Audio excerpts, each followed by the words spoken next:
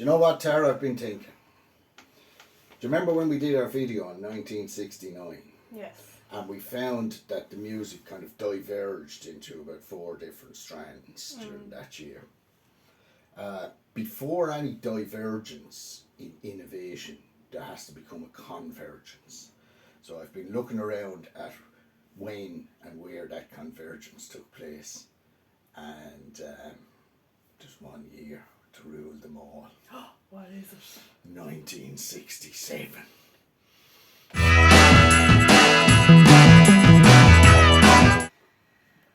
Right. Hello. Welcome back.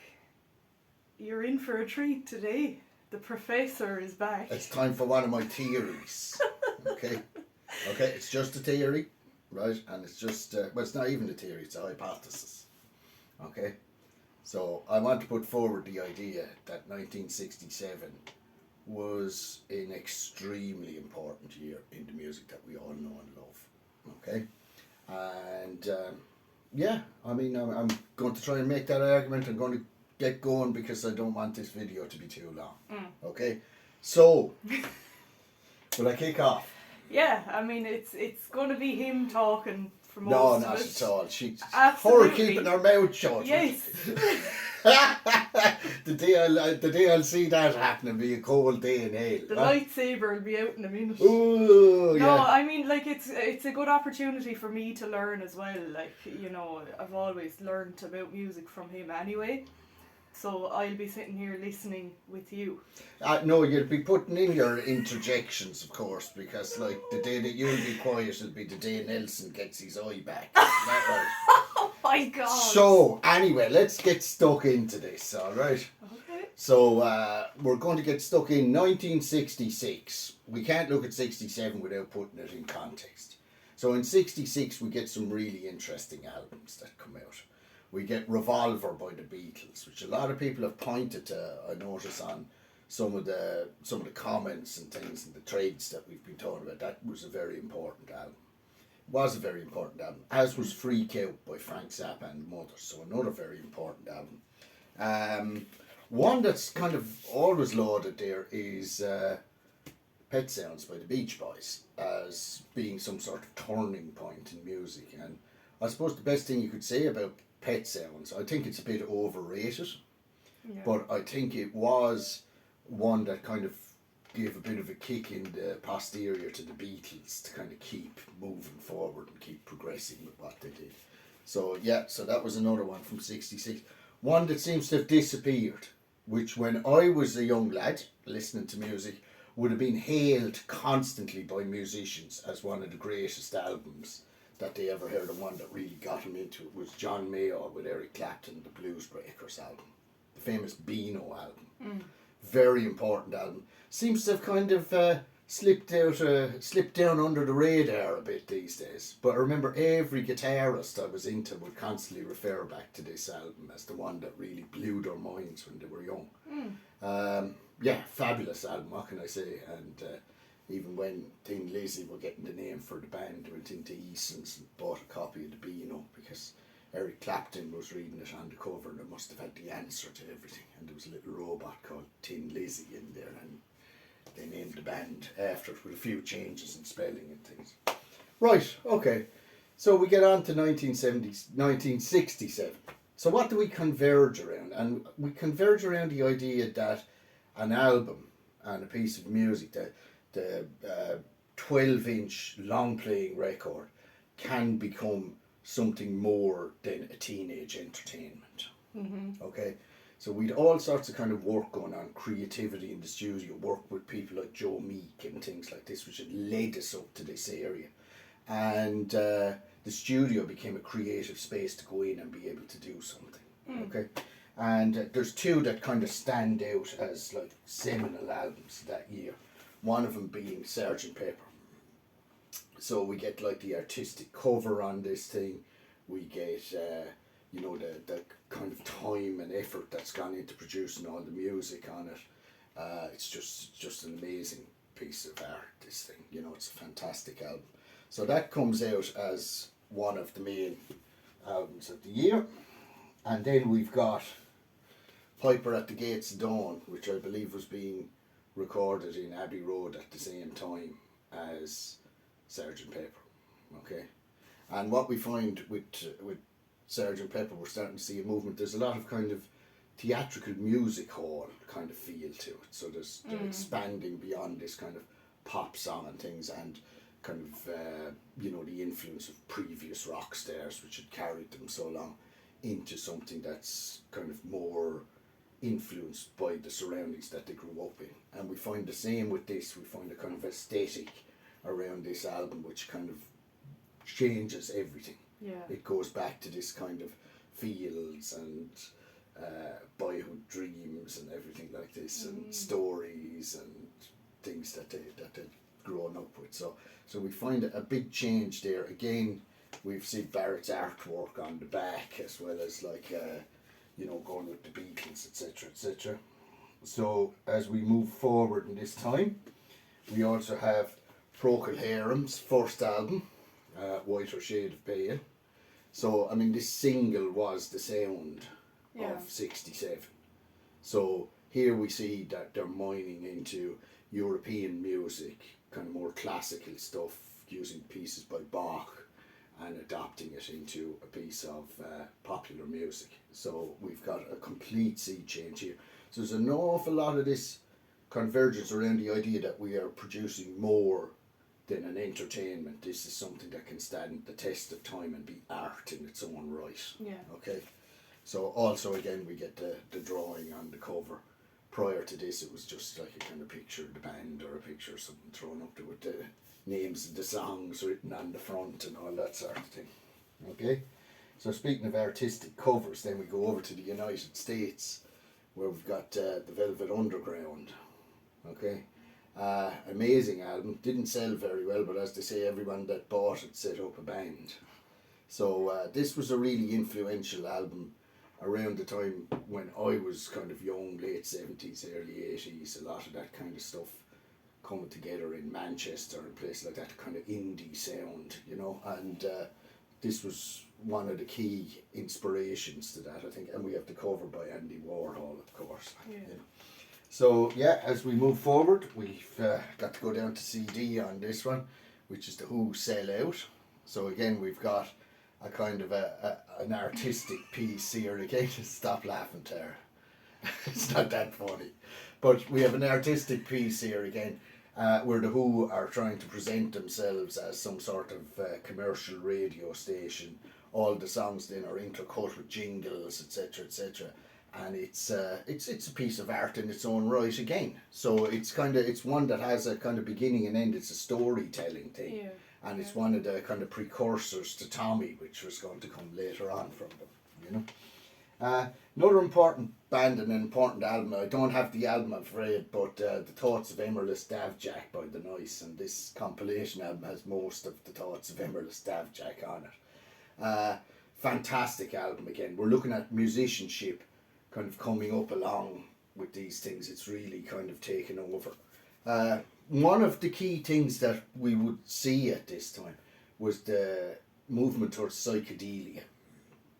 So prior to all of this happening, there was a movement towards psychedelia, and we'd, the American Bay Area bands coming out, Grateful Dead, Quicksilver Messenger Service, all these sort of bands, Strawberry Alarm Clock and everything. And if you give me up that one, the great Country Joe and the Fish, and of course not to mention Jefferson Airplane, these bands, who are kind of trying to use psychedelics in themselves to try and push what they have, and they're kind of getting more free form in music, etc., etc.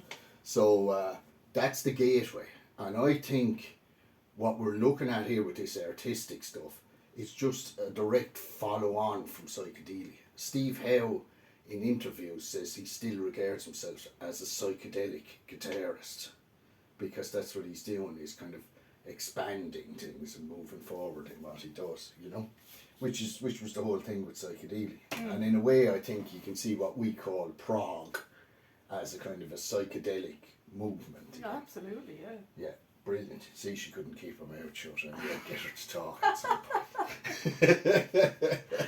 point. And staying in America, we had two important albums by The Doors during this year. A group that kind of mined an awful lot of different kind of aesthetics and art and everything to go into the music. You know, from Native American ideas to German theatre. You know, we've even got a song here by Kurt Weill and Bertolt Brecht, like the Alabama song Whiskey Bear on the first album, you know. So straight out of German theatre, you know, from the early 20th century.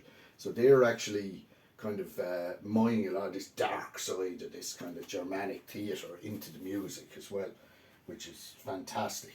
So we're going to move on then with Vanilla Fudge.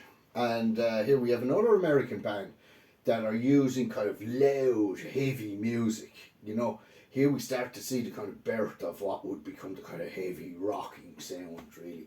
And what are they doing? They're taking contemporary pop songs and they're rearranging them in a way that's much more complex and rocking and everything like that. And that's exactly what Yes started out doing. They were a covers band as well that played the cover that covered like popular music in this more complex way and built it into something else. So Vanilla Fudge, extremely important band from that era as well.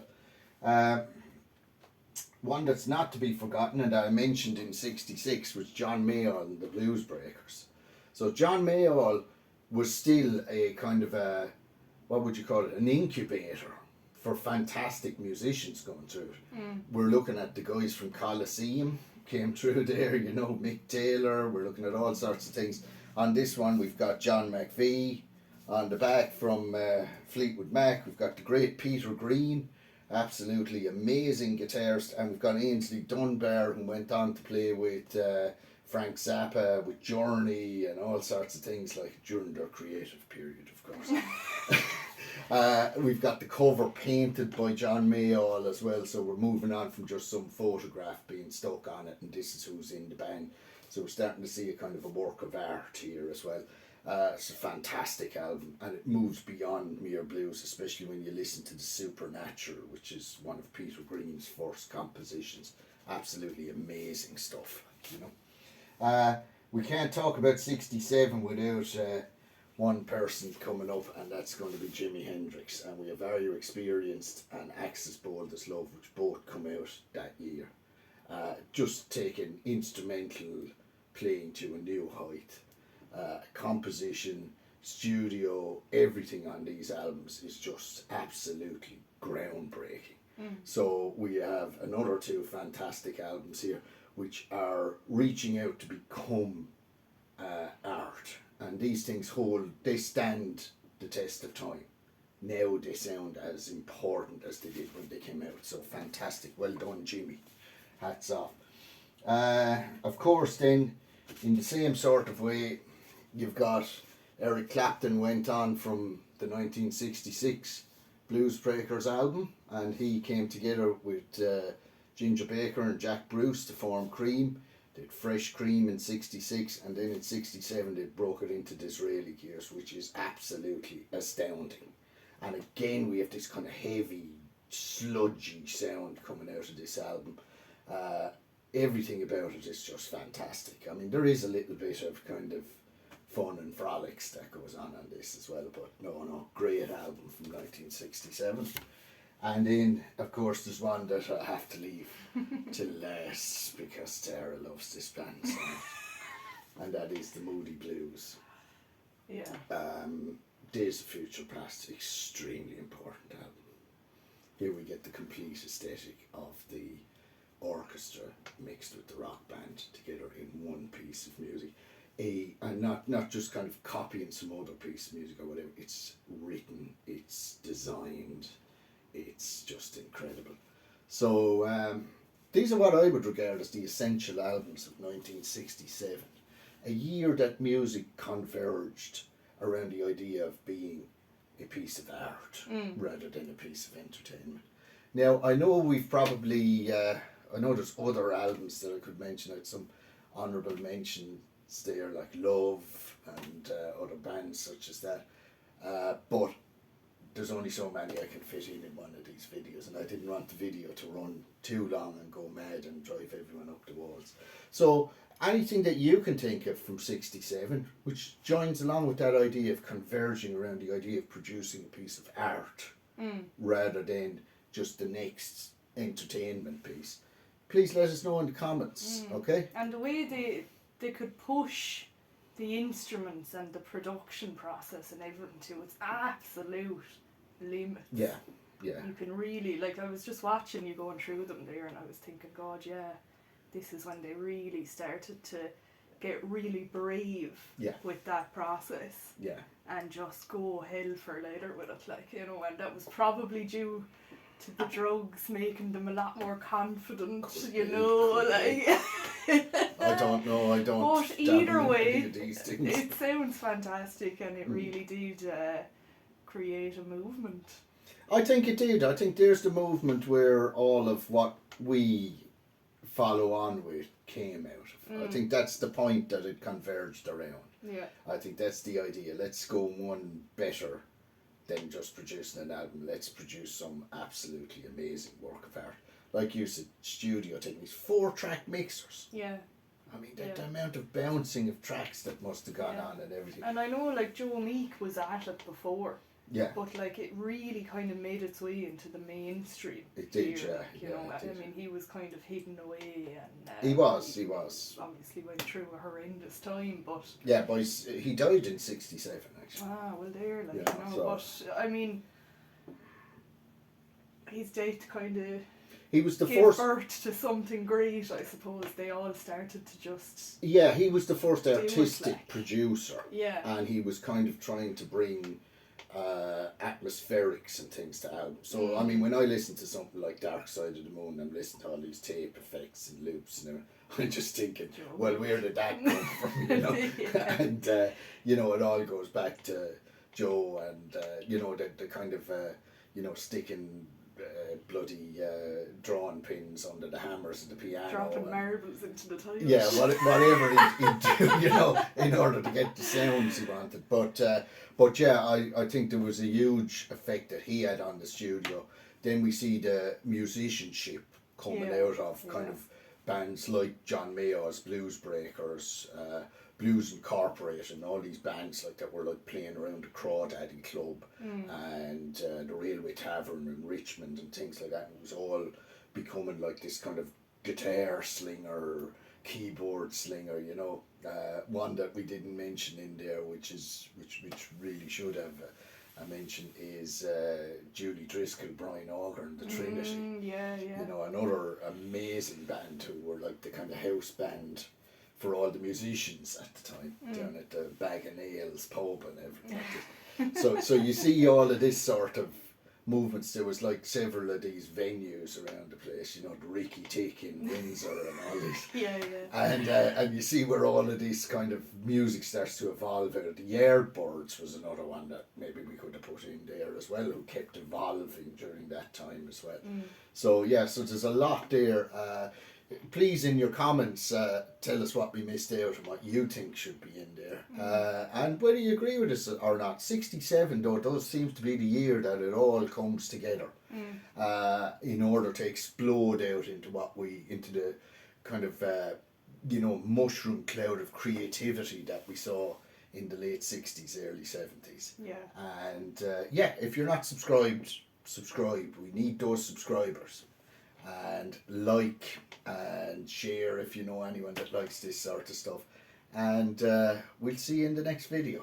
Okay? Bye. Bye-bye.